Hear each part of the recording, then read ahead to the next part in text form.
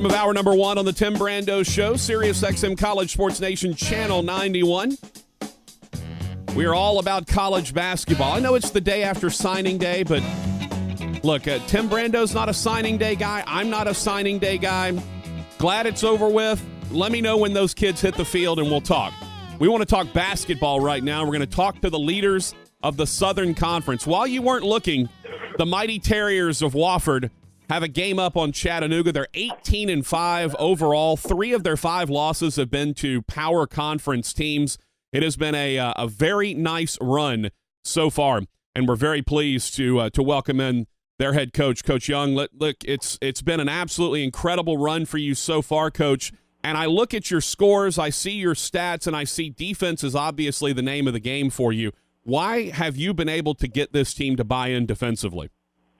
Well, we had a bunch of guys returning, and over the second half of last year, we became, I thought, a very good defensive team, and they've really bought into that, and they get that, our defense travels well, and if we do that, if we rebound, and if we take care of the ball every night, home, road, wherever, we're going to give ourselves a real chance to win, and this is truly a very good defensive team.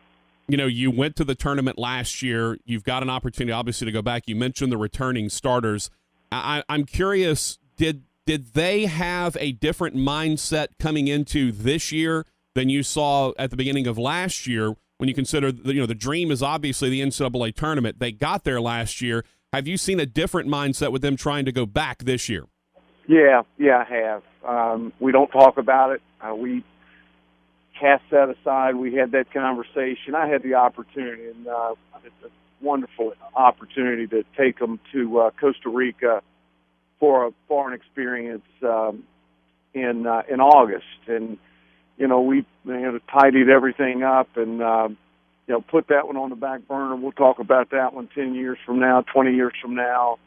But they are chomping at the bit and were when they came back. They're older. They're, I think a bit more wise and have a real understanding of what goes into it and the process and day-to-day, and the only thing that matters is today's game, and that's been refreshing and a lot of fun to witness from a group of really quality people. Talking to Mike Young, the head coach at Wofford. Speaking of today's game, you actually were kind enough to join us on game day. Tonight you take on East Tennessee State. Let's talk about the Southern Conference, because this was a conference that was rated pretty hard by teams that were looking to move up in football. Appalachian State, Georgia Southern both moved up in football. At the same time, Davidson left for the A-10, Elon left for the Colonial. You bring in East Tennessee State, which is who you're facing tonight. You bring in Mercer, and you bring in VMI. VMI, one of the biggest contrast in styles to you I think you probably have in the entire league. I'm curious, what's it been like trying to learn these teams, because there's such a comfort level generally with other schools within the conference. These are now basically non-conference opponents you're having to learn to face twice a year.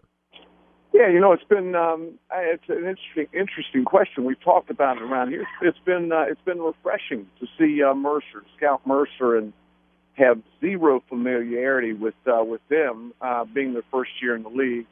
But what East Tennessee, Mercer, and VMI have brought to our league, has been significant.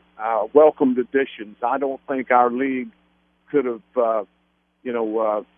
tapped 3 other schools, like-minded schools, another military school, a big state university, and a smaller, they're bigger than us in terms of enrollment, but liberal arts and great academics in Mercer. Let's be honest, losing Davidson was a hit.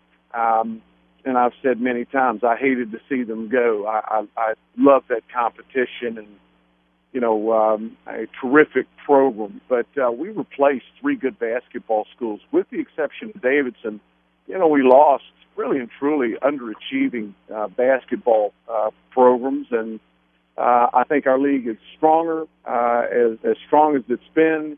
It's been a really competitive league this year with a month to go, and I'm happy those guys are with us. Coach, you mentioned you've got a good returning group ahead of you that's really leading the way, and Carl Cochran is the guy, as Timmy would say, the guy that stirs the drink, the straw that stirs the drink. He's been absolutely incredible, despite the fact that he's missed his last 17 threes. The stats that he's putting up, I always cheat and go to the NCAA stat rankings. That's probably my favorite page on the internet when it comes to basketball. And I can look at how you rank in the conference, how you rank overall. Obviously, your scoring defense is top 30 in the country. But when you look at the individual rankings, the only name that shows up is Carl Cochran, and he's there repeatedly in so many different ways. What does he mean to your team? He means everything. What people don't understand and what we appreciate around here so very much is he's going to guard the best player, backcourt player, every night we play. And that's a tall order for a guy that has a lot on his plate to begin with.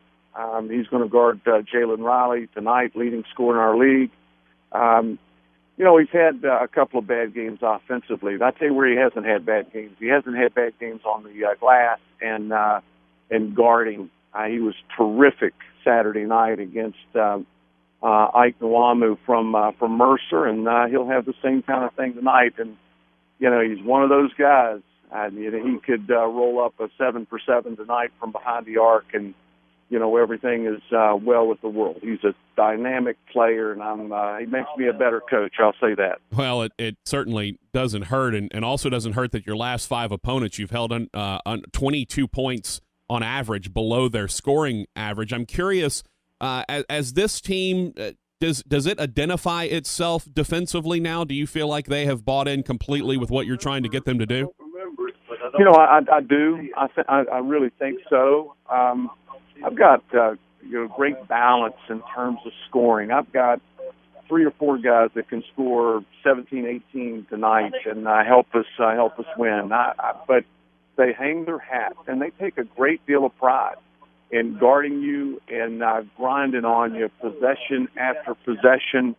And as I said earlier, you guard people, you rebound, and you take care of the basketball. It sets you up pretty well for success tonight, down the road, as it has over the last 2-3 months. Talking to Mike Young, head coach at Wofford. The Terriers, by the way, my favorite mascot, notwithstanding the Northwestern State Demons, obviously, but the Terriers, 18-5, 9-1 in the league, on the road to take on East Tennessee State tonight in Freedom Hall in Johnson City, Tennessee.